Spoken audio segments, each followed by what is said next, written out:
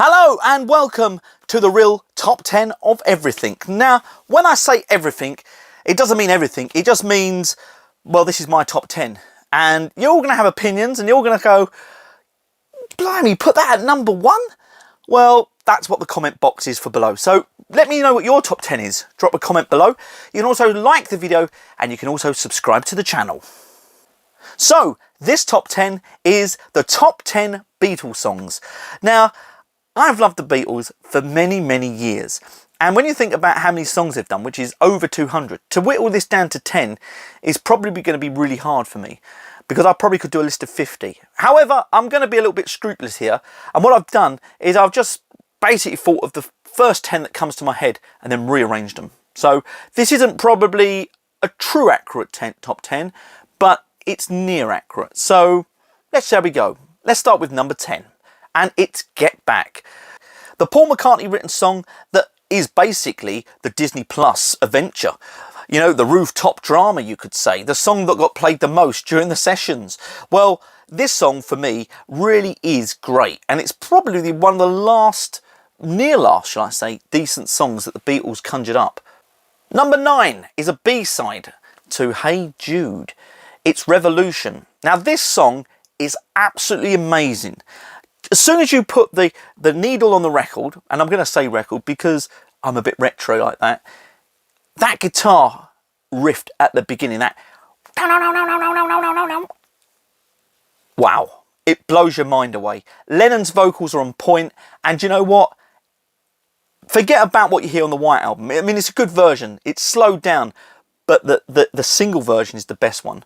And for me, I could just ramp that up and just listen to it. Headphones or without the headphones, it'll blow your ears off.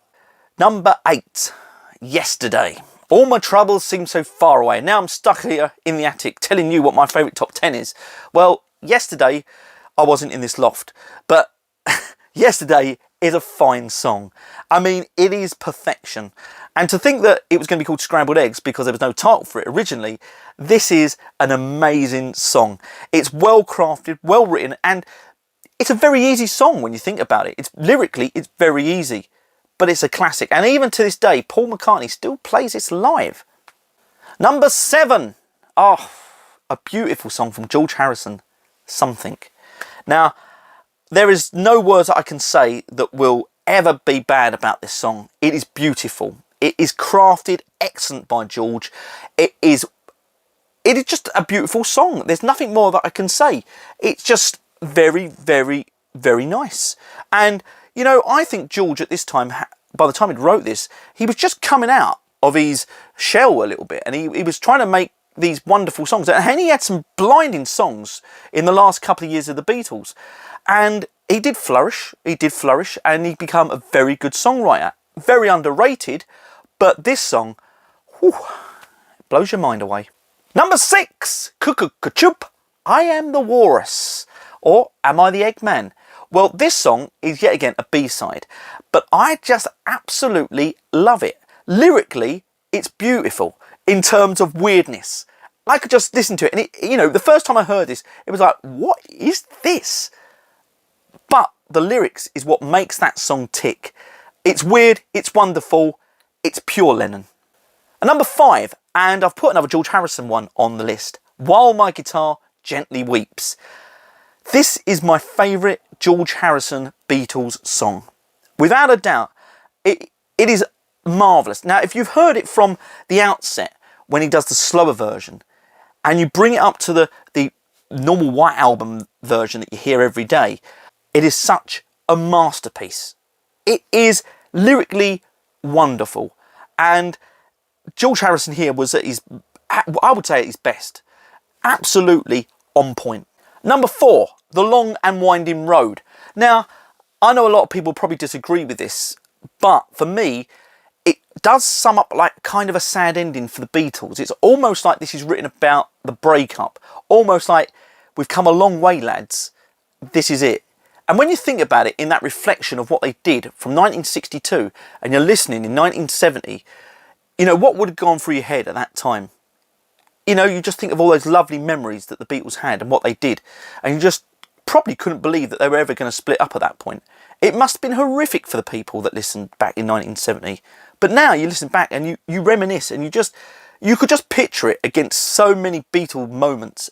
It's fabulous. Number 3, and we get on to Let It Be. Now, yet again, another well-crafted, beautiful song. And I think I'd like this one played at my funeral, because I think it really does capture everything.